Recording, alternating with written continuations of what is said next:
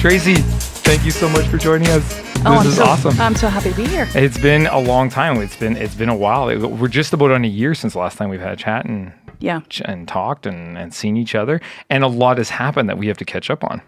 Well, and this is kind of COVID time as well. I mean, it's a year. It seems like so much has happened in just a year. In such a short amount of time, exactly. So last time I talked to you, you were with the Edmonton International Airport, and you were rocking and rolling it there.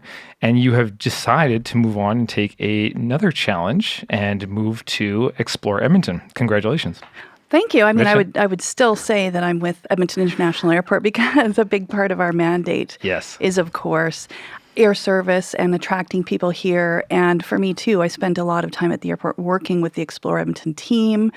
So I knew a lot about what they did. So in some ways, it's a big shift. I'm really excited to be here, but it still keeps me connected to the old gang as well. Yeah. Well, everything's so tied together when it comes to travel and tourism that, you can't avoid the airport because that's... Come on. Exactly. Like, you don't want to avoid the airport, Bryce. Come on. So you're the new CEO of Explore Edmonton. Some really great things. We took a look at your website. I mean, you guys are doing so many things and you're creating so many partnerships, and that's something that we love to see because that's what we need to do. We need to go forward together as a province and as a country. And so tell us kind of how this came all about. What made you decide to hop over to Explore Edmonton and pursue this passion that you have about making people love Edmonton, come see Edmonton, and introducing people to your home? Yeah, well, I mean, the first thing I would say is I love the airport. And I keep saying there's only one other place I would ever go to, and that is Explore Edmonton, because it lets me go a little bit deeper into a passion that I found at the airport. And just to be really specific about it, I love this community. I know that you do. That's why, I've been here with you a number of times. We get the chance to talk about it. But when you travel, as I did for the airport, so for a few years, I advocated to airlines to fly nonstop out of Edmonton from different countries all over the world. And I needed to demonstrate to them that Edmonton was more special than any other city in the planet. And I actually found that sometimes easier to do in other international markets because there was we didn't have sometimes we have a bias living here and really don't understand exactly what we have and the value of what we have. But when I would talk to those airlines, I didn't care about an airport. I mean, all airports have runways. But the economic differentiators we have, the quality of life that we have here, the tourism opportunities that we have here are huge. Now, the one thing I always thought was missing that we have now, and I hope we get to talk about that, is Indigenous experiences, because people are always really interested as well to understand the history of our Indigenous peoples. And we have now some new experiences that we can share with those international visitors, but also that we also get to take advantage of as well. Awesome. So you've had a chance to really work close with the Indigenous communities and kind of explore that. I know that we're going to get into some of the integrated tourism master plan that you guys have put together here for 2021 to 2030. So we'll get into that for sure. Absolutely. And I love you brought up, how people, you get complacent with your surroundings. Like I remember when I traveled overseas, you go to Egypt and I'm going, whoa, like the pyramids, right? And the guy that's driving us like, yeah, whatever. Yeah. I see it every day, right? And we do get complacent in our home and we kind of forget that we have some unbelievable things around here, and in Edmonton with the River Valley and, we talk about adventure, diversity, and experiences, and quality of life. So let's go a little bit into that. When you say quality of life, give us what that definition means for Edmontonians and for the visitors that are coming here. Yeah, and why it's also so important for business and business attraction, keeping our kids here. So quality of life for us at Explore Edmonton just means all of those things that you can do to enjoy where we live. So whether it's dining, which seems really important to us and to our visitors. We love our food. We love our food. Or whether it's exploring the River Valley and the outdoors, just having that river valley and outdoor experiences like Elk Island, for example, 45 minutes out of town. Right. I mean, this is so unique. And so we can take advantage of that. All of the festivals that we have, something I've been really impressed with, both at the airport that was critical and for us here is year-round opportunities for us in terms of quality of life. So, for example, Fort Edmonton Park, it used to be a summer destination, but my family just went, was it a month ago? And we went to a market down there, and we got to go and see Santa and see carolers and buy some things and eat too much food and be outdoors. So those are the kinds of things that we want to support that, of course, benefit all of us and our families. But that also helps to attract tourists here into our region. And by bringing tourists into our region, that, of course, provides money into the economy and helps to fund and produce those kinds of things and allows our community to develop more and more of that. So they're so tied together. And the other piece is what that does for business and labor attraction. So, if you're building a business anywhere in the world or you're trying to invest foreign direct investment, you want somewhere that's going to deliver quality of life for your most important asset, which is going to be your staff. So that's why this whole quality of life piece is so important to us, to the business of our economy, as well as attracting tourists into our region. For sure. There's we're going to be jumping all over here because we're in the business end of things right now. With events and attracting those key events that are coming back. You guys, manage and maintain the Edmonton Expo Center and the Edmonton Convention Center, right? Well, yes. You essentially own those, correct? How does that relationship with the city work with that? So we have a partnership with the city. The city owns those assets. Gotcha. We manage them and we use them as part of the asset base to attract sporting events and conferences into our region for the benefit of our community. But something like FIFA, for example, and their play here, the stadium also is owned and operated by the city of Edmonton. So we also have a partnership called Edmonton Events. We work really closely with the city of Edmonton, which you would assume one would need to in order to attract these big sporting events. And I think that's another really great point. Those sporting events that we take for granted, their quality of life because we got to go watch FIFA or Rugby Sevens, for example. But that also attracts tourists from all around the region. My sister, for example, and her family came from Grand Prairie to watch the FIFA World Cup qualifier games, and they're spending money in our restaurants and all of that. So that sporting event piece for us is a huge piece of business for Edmonton. Social life is such an, I don't think it's underrated or underestimated on how much it does bring to the economy and having those social activities to go to, like sporting events. But with the business as well, bringing business conferences and expos and, when you have like the Edmonton Motorcycle Show or you have like the farm shows and stuff like that, that's so important for those big businesses because that's their networking opportunities, and we're bringing those businesses from all over the world to come here and see those things here in our city. Those are so important, and we've really missed out on that. We've had a really rough time in the last 2 years just with COVID, just like the rest of the world. I mean, we're not special in any means when it comes to the disadvantages we've had because of COVID. So going into we're looking at this 2021, 2030 plan, the tourism master plan. How are we looking at expanding? Attracting. You guys have done some great things already. You guys have gotten into the, again, I'm going to jump a little bit here, the Global Biorisk Advisory Council. You guys have qualified for that, or you were one of the first ones in North America to do that, which has really elevated our ability to get back to having these activities here back in our province. So kudos to you guys for doing that. That's a massive feather in your guys' cap.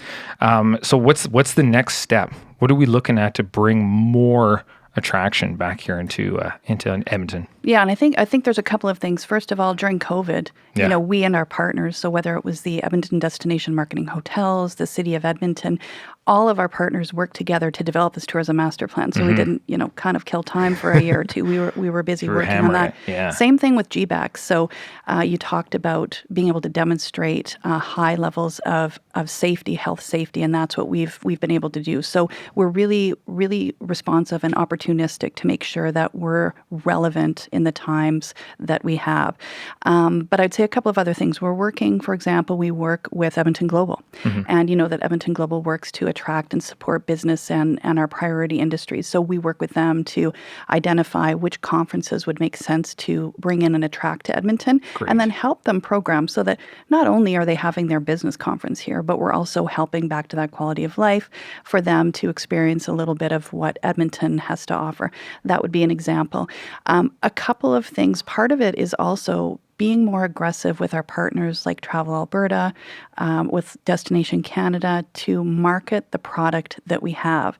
So it's a little bit quiet in terms of international marketing, but behind the scenes, there's a whole bunch of work going on there to make sure that as things ease in terms of border restrictions, that we're really aggressively in the international market attracting people here. I just want to give you just another example of the things that we take for granted, but that are really attractive to an international traveler.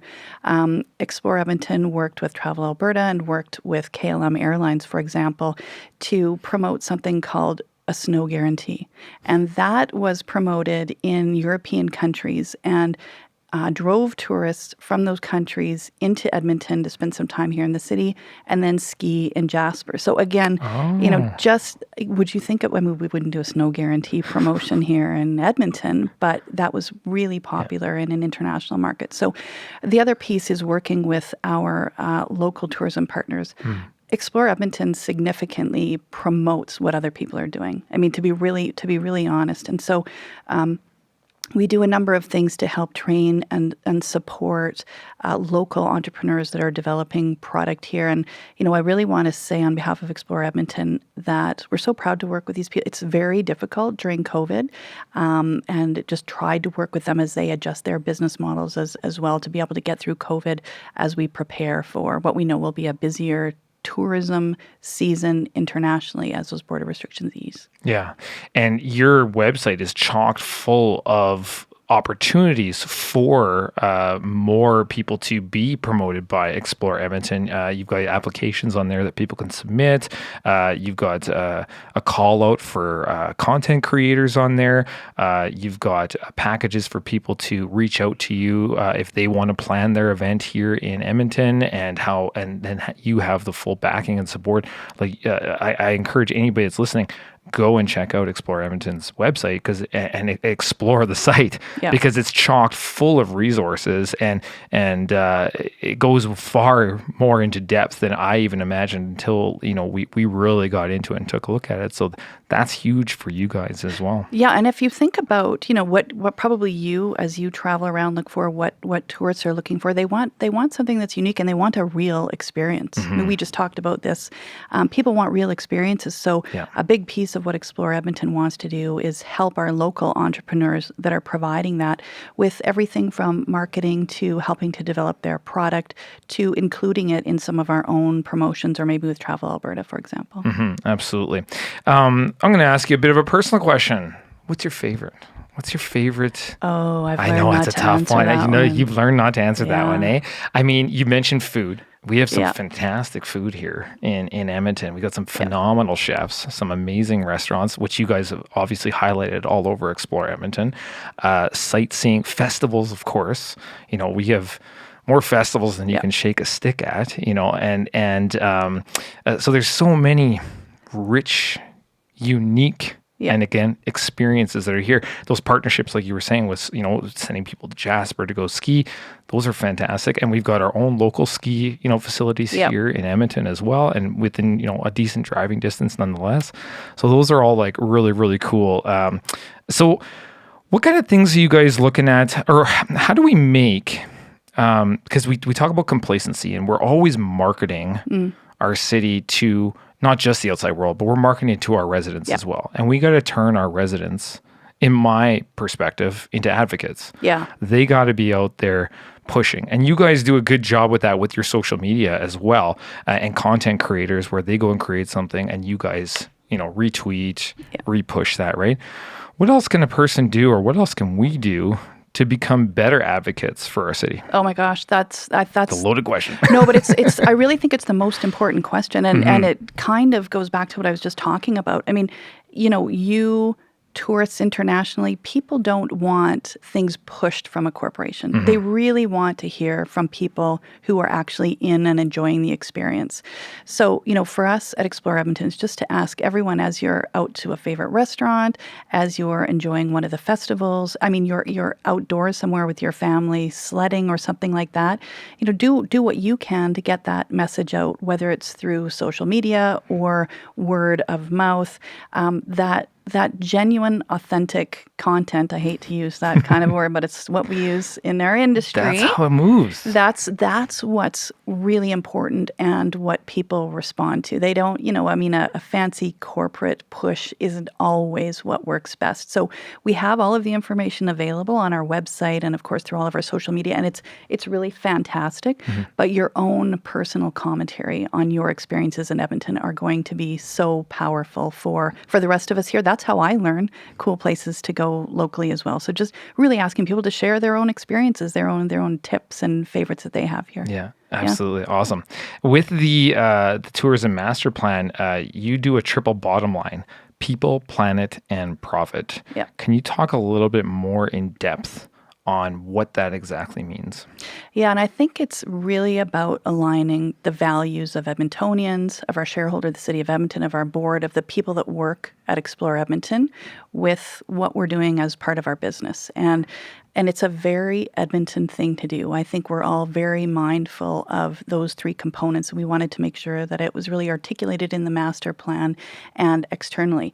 I'm on the Federal Tourism Industry Association of Canada board. And so I really get a good view of nationally and internationally what people and tourists are looking for. And when they want to make an investment in an adventure or an experience, they want to do it in a way that lines up with their values. And so we want to make sure that we do that. I mean, we're not for profit, but we need to make enough money to be able to operate the functions that we do. But what's most important is really that triple bottom line and trying to make sure it's balanced and demonstrating that globally, because it is a priority internationally and for tourists. We talk a lot about companies. They have an ESG, so environment, social, and governance, right? So I like how this kind of follows along with that. And you guys talk a lot about planet. So let's divulge a little bit into the planet portion of that. There's so much talk about decarbonization and the climate change and whatnot. Explore Edmonton, when you're trying to be responsible environmentally, what are some of the things that you guys are looking at in that avenue of things when it comes to promoting Edmonton? Yeah, I mean, the first is that we have a big voice. So making sure that we're using the voice to talk about the priority of sustainable development for our communities. And we do that.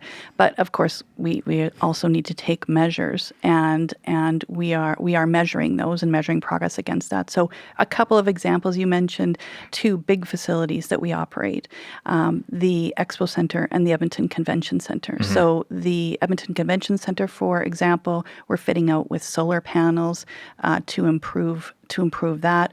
We also have a significant waste diversion program. Awesome. So, you think about, for example, the kind of waste that we would go through in those two facilities. A significant percentage of that, and we measure this, is put into composting and recyclables. So, we've invested the time and the infrastructure to make sure that we can separate all of those ourselves. So, when we're using our big voice, we're also talking about specific examples that we're undertaking as an entity. Yeah, that's awesome. And that's great to be known that you're also keeping those in mind to lead, and show an example to the rest of the world and show that is a priority for us. So that's really cool.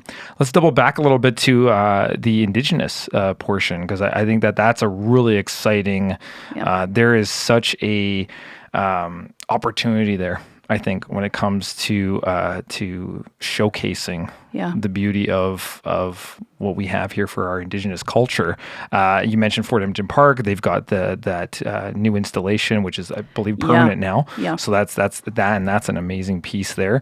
Talk a little bit about. Can you tell us a little bit about some of that stuff that you guys are working with, and what else is out there that we should know about? Yeah, I'll talk a little bit about that. And this is one of the things that I feel so proud about. It's one of the things that really motivated me to be an even deeper part of our industry. And like I said, when I was traveling sort of 10 10 years ago, promoting Edmonton as a destination, people were really interested in our Indigenous experiences, but we didn't have a way for people to access that. This is another example of some things that have been developed that are going to benefit us locally as well. So a couple of examples, the Indigenous people's experience at Fort Edmonton Park is amazing. And it's called Experience for a reason. I've been there a whole bunch of times, once for business, once with a bunch of women, once with my family, and every time there's a different experience to that. The interpreters are all Indigenous, so they talk about their own stories, and they're really real, and you relate to them. So this is just one example. Now, we all get to access that as locals, but the other thing that does is it's just such a draw internationally. We talked about conferences and businesses that we're trying to attract here. So imagine a business conference coming to Edmonton and then having the opportunity to visit the Indigenous people's experience and to have entertainment, to have some goods, some artisans there, to have real authentic Indigenous food and culture all there. That's one example. Métis Crossing is another example. Again, not too far out. That's another way that we all get to better understand that culture and have interpreters. So these are two amazing new experiences that have been developed over the last few years. Another example of people not just sitting by while COVID happens, but really making an investment that we can all take advantage of now. Yeah, getting that integration of that feature into everyday activities, or are like not something that you would see that be integrated into, and having that hybrid makes it so neat and so unique. I mean, you get the dancers in there. Yeah. We've had like O Canada at some events sung, in both languages. I love that stuff. That stuff's so neat. Yeah, I feel very fortunate. Again, I talked about the federal board that I'm on. There was a conference just a couple of months ago, and people were really talking. There's just such a buzz about Edmonton, significantly about some of the big sporting events we'd had, but also about the Indigenous experiences that we have here. We have Indigenous Tourism Alberta that's actually in the same facility that we're in with Explore Edmonton, so we work a lot with them. Great. Well, that's nice to have a neighbor right there. That's fantastic. Yeah. Right on. So going into 2022, we're here now. What are some of the things that, I don't know how much you can talk about this, but what are some of the things that we have to look forward to? What are some of the new exciting things that you think that are going to really take things up a notch for us here coming into the new year? Well, the first thing I'd say is check out the website. Again, because that, I don't know how many, I use that website to see what's happening. But I also want to point out, I know COVID has been difficult for us. So, and things change, right? We can do this and then we can't. But, we are so lucky that we have all of that winter festival programming that we've built. Who would have known? We have these more permanent patios, for example, at restaurants that we probably would not have without COVID. So those would be some examples. And we also have things like the RV show coming up at Expo, for example. So some of those things that we've had in the past that are planned to come back. But again, the website's going to keep you as up to date as you can be. Yeah. We've touched a little bit on it, but what do you think what's our biggest challenge? What's our biggest hurdle we got to overcome, making us the premier destination, in Alberta, Edmonton, the premier destination in Alberta? What are some of the challenges we got to overcome? I think a couple is making sure that we have the right product. Do we have what people want to see? And we've significantly checked that off the box in the last few years. So I really think the big piece of it is partners and Edmontonians working together to get the message out. And I don't know, I know you're an advocate of this and I am, but we have such great experiences here in Edmonton. It's like we all need to take the next month and really just learn Edmonton as a tourist would, and then through that communicate that. So there's a little bit of waiting for us because we're not as aggressive into the international markets right now. But I'm just so optimistic. I know that COVID is sort of 2 steps forward, 1 step back, but we will come out of that. Yeah. People will be traveling more. We will have those international tourists. they're just important because they're that additional investment in our community when it comes to just funding and enabling our small businesses to be able to operate. So I'm really optimistic timing. I know it's sometimes we have to be a little bit more patient.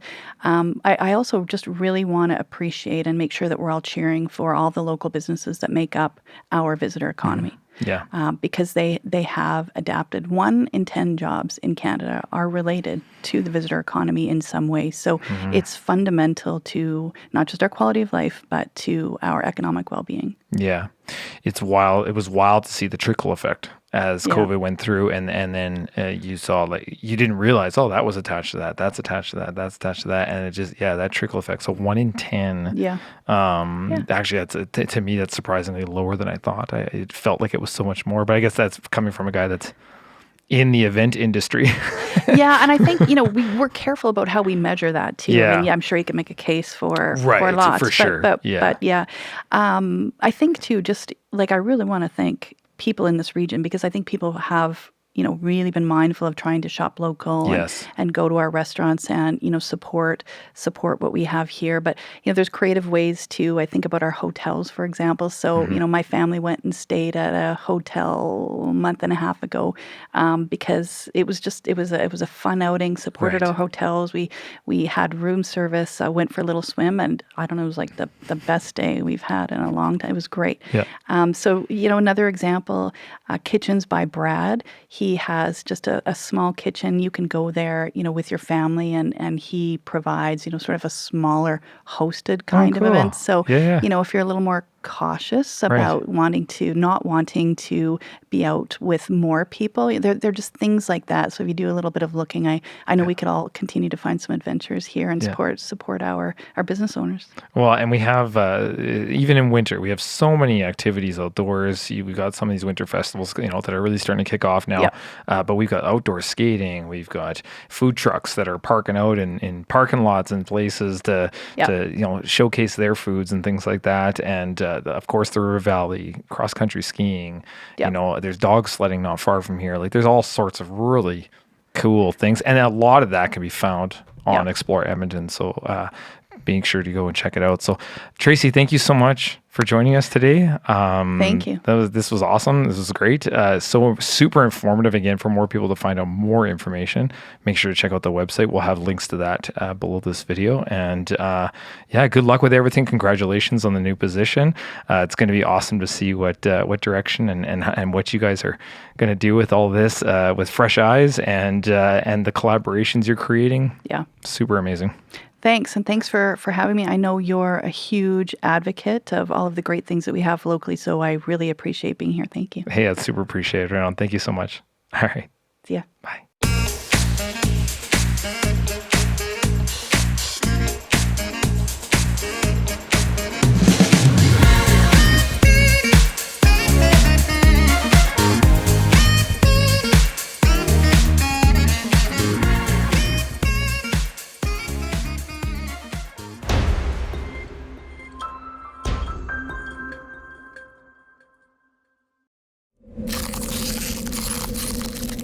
What that's called?